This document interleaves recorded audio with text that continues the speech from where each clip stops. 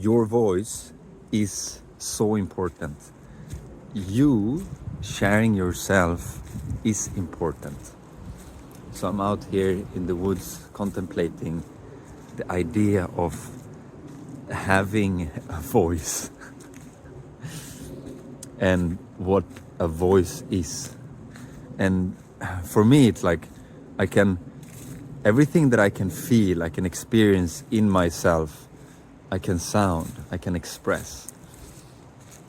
And what happens for me when I hear someone express themselves, like truthfully, like when I hear them share what's really going on for them, their hearts, like how they perceive reality, like something happens for me. It's like I get a key to understanding more about myself and my life. And it's not that they need to tell me anything in particular, which is a fun idea to entertain, because so much of my time and probably your time goes to think about what should I share, or what should I say, or like what's the words that I need to use for people to understand me. And I believe words are really important, like definitely.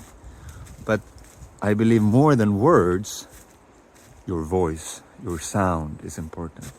How you say things and how you allow yourself to feel yourself and to express yourself. I believe that's really important. And in my work now for the last 4 years with the voice, it's really been to understand why the voice is so important, like how we speak is so important.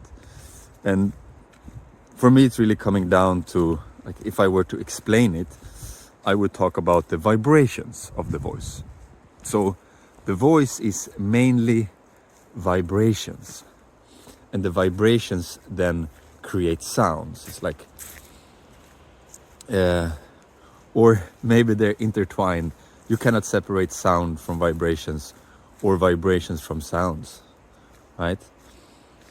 And when I tap into my body as I speak now, I can feel how it vibrates, and I can feel if I'm really allowing all of those vibrations to happen, or if I'm holding parts of it. And as I allow myself to sink into my body more and more, and to really feel and explore what I feel with my voice as I speak, I don't need to think about the words. Like, my body knows how to say words. I've been practicing that for my whole life, right? We're quite good speakers, won't you say? Like, all of us, most of us at least, knows how to put words to our experience. And then I meet many people that are like, oh, I don't know how to like say what I'm feeling. So there's an invitation here, because words are limited. And there's a language beyond words, that a language that is so deep and powerful that everyone understands, even animals. And that language is called music. So when we connect through music, through making sounds, through using our voice, and we allow that what we feel to be heard in our sound, in our music, that's a place where I've noticed for myself, and for many people that I worked with, that when we do that, we connect deeper into ourselves, and we get to hear and understand these deeper parts of us. So it's an invitation to play, and play not like a musician. I think our society is a little bit burnt out on like good music, right? Singing beautiful, like all these programs like Idol and Got Talent and all of that. It's beautiful. I love to see them whenever I do, which happens once or twice a year. But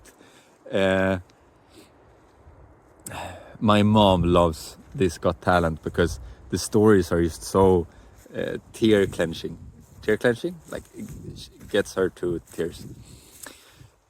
But I believe that it also gave us some kind of idea that we have to sing beautiful to be able to sing, which is not true, because fundamentally music is for us to express ourselves. And then at times when it's really like, when it's really touching and when it's really honest and when it's really pure, it's beautiful, like, and it touches us so deeply. And then I think because we're a lot in our minds, right? So we think and we analyze and we're like, wow, this person sings beautiful and it's this tone and this tone. It's like, oh, okay, and then we start to analyze and think about it. And I think we've done that a bit too much. So it's not about being able to sing beautiful. It's about being able to sound true. To give yourself the chance to express yourself truthfully and really give your inner world to the outer world through your sounds. And if you practice that, eventually saying what you're feeling is easy, because you start, and then you can, if you want to, you can start with sounding it. You can start with making a few sounds, like someone asks you, how do you feel? And you go like, oh yeah, this is what I feel. And then slowly you can like pronounce it. And even if you sing how you feel, people will understand you. Music is a universal language that we all have access to. And I mean, if it's something I know, it's music. I've been deep into music for 25 years.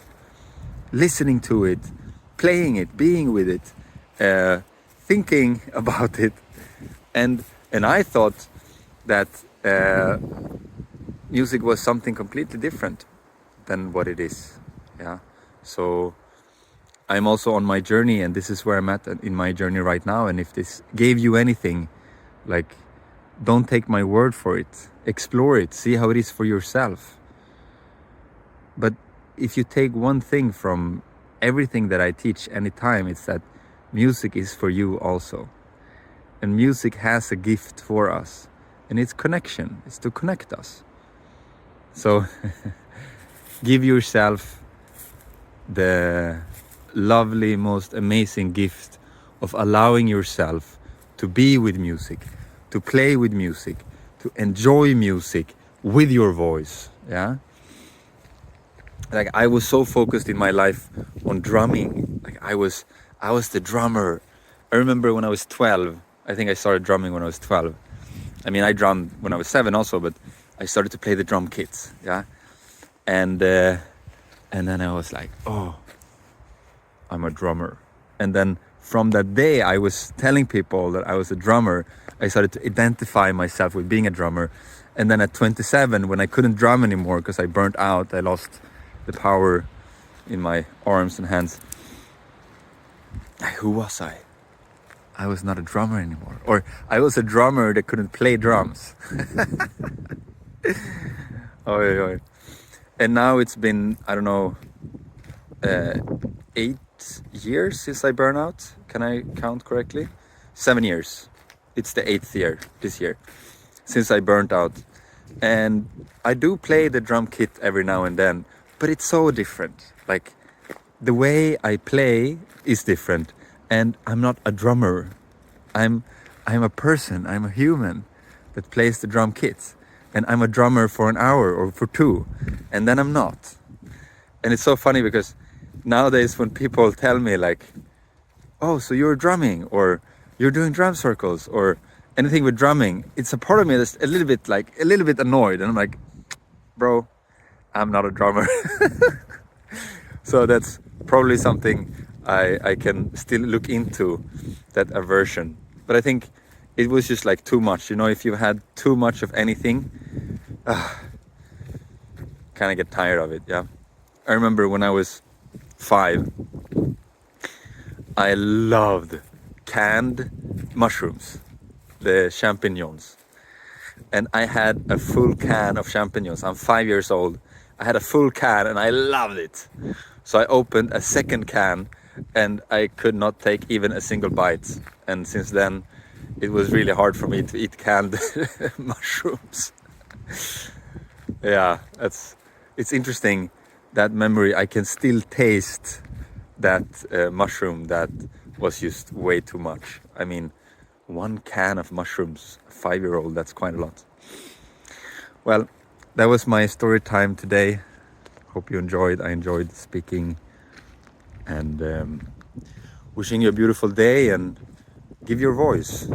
It's important and we love to hear it. Okay.